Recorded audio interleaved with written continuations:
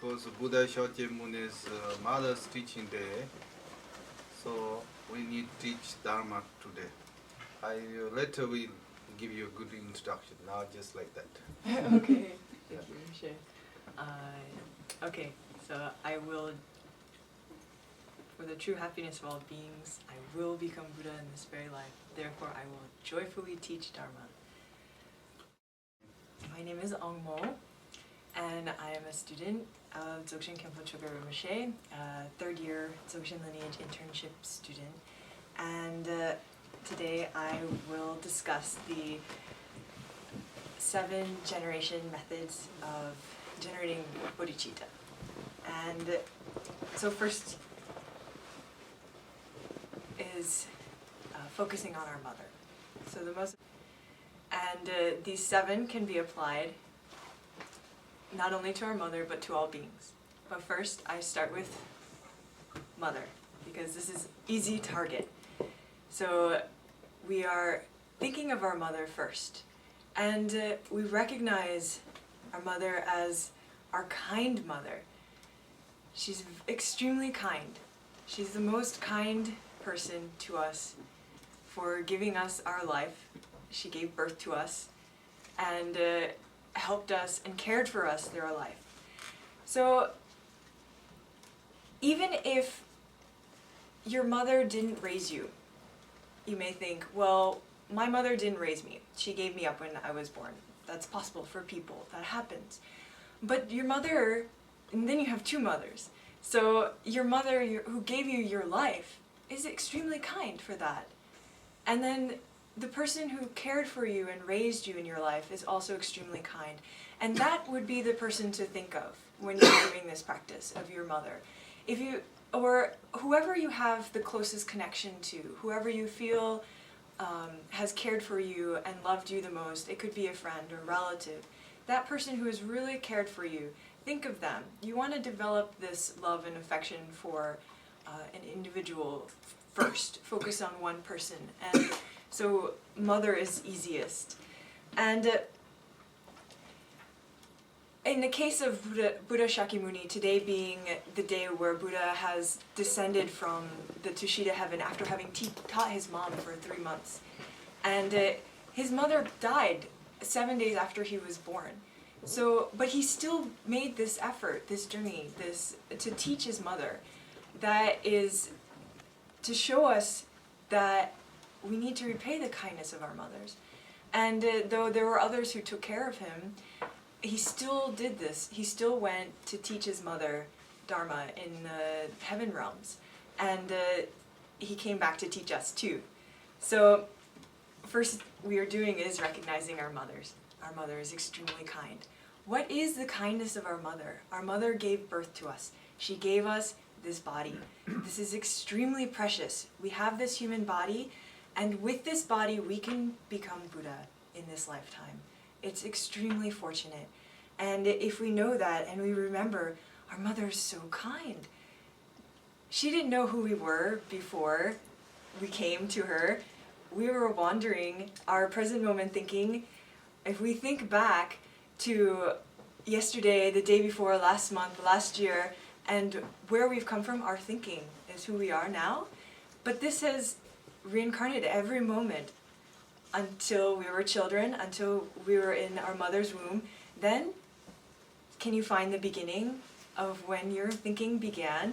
It didn't start in the womb. There's no beginning there. It happened before you entered your mother's womb. So we've had countless mothers in countless lifetimes.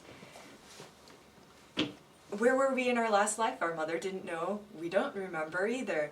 We were a totally stranger, and we were born to this extremely kind woman who saw us and was filled with joy. And when she saw us, we were the most important thing in her life. And everything she did was for our happiness, so that we would be happy. She cared for us to the best of her ability. She clothed us and fed us with the best food. She gave us worldly education. She cared for us. We could have easily died when we were born. We had no ability to function on our own whatsoever without the love and care of our mother. There would be no way we would be alive today. And it is the great kindness of our mother that we are alive now. She protected our precious human life. She gave us the basic necessities and worldly enjoyments. So whatever we wanted, our birthdays, Christmas, gifts, presents, take us to soccer games, baseball games, art classes, anything we wanted to the best of her ability, she would fulfill that reasonably. Sometimes we might object to that and what she wanted or what we didn't want to do, but everything she did was for us to be happy. And it is so kind. Our mother is really, truly kind. She gave us worldly education. She taught us how to speak. She taught us the ways of the world. And so often, our mother would give us heart advice, and we would disregard her like she doesn't know anything. This is forgetting the kindness of our mother. And oftentimes in America, I know from my side and from what I understand of our generation, we don't think of our mother as so kind. We don't remember her kindness at all. And so when she tries to help us and give us encouragement, we forget that and oftentimes hurt her because we don't remember her kindness. But if we remembered how kind she is and what has been to us, then we would always do everything to help her. Our mother always loved and cared for us. She did everything to help us. And this is remembering the kindness of our mother. And so everything you can think of, just when you were a child, whatever you can remember your mother did for you, remember that and be grateful. It's very important. And once you remember that, then you develop this wanting to repay her kindness. Because she helped you with everything for years and years and years and supplied you with everything that you needed to have a functional life, to have a precious human life, that you can practice Dharma now is so precious. And so just think, how can I repay the kindness of my mother? I want to repay that. It's important that I repay that. And we weren't owed anything when we were born. We sometimes have an idea of, well, you gave birth to me, so of course you need to take care of me. And this is the wrong idea. We need to have gratitude for what our mother has done for us. It's extremely important. And not just feel like we were owed that. That is totally the wrong idea. We need to repay that kindness. Even somebody gives us a cup of coffee, we want to maybe take them out to lunch sometime later. Our mother has done so much more than that. So when we have that feeling to repay our mother's kindness, then we just need to think we can develop this wish of love. I love my mother. My mother wants to be happy. My mother wants every little happiness. There is not a moment when she doesn't want to be happy. She wants nice tea, she wants sunshine, she wants a good car, a good house, and I want that for her. I want her to have every happiness in this life. I want her to experience all the enjoyments that she wants. And that is my wish, and that is my love for my mother. And we should have that. And not only that she have temporary happiness either, we want our mother also to have the causes of happiness.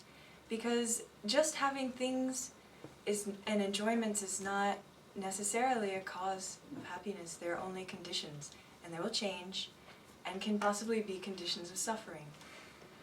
So that brings us to compassion. Because we don't want our mother to suffer, we want her to be free from suffering. So we have that wish that our mother is free from suffering and the causes of suffering.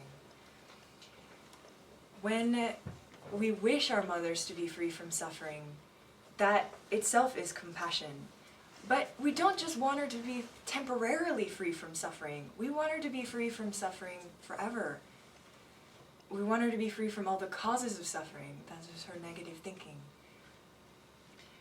Once we have love and compassion, we want our mother to have happiness, we want her to be free from suffering, then we need to develop the intention, the personal responsibility to help our mother.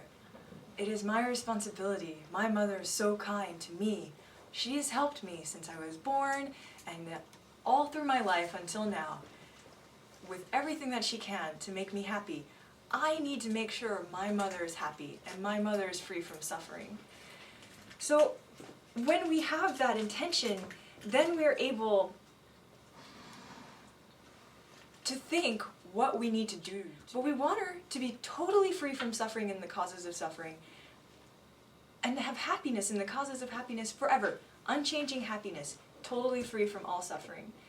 And we don't want this just for our mother. We have this idea for our mother. This is the key and crucial point. When we develop that intention, I really want my mother to have true happiness, lasting happiness, unchanging happiness, freedom from all suffering forever. This is my wish for my mother.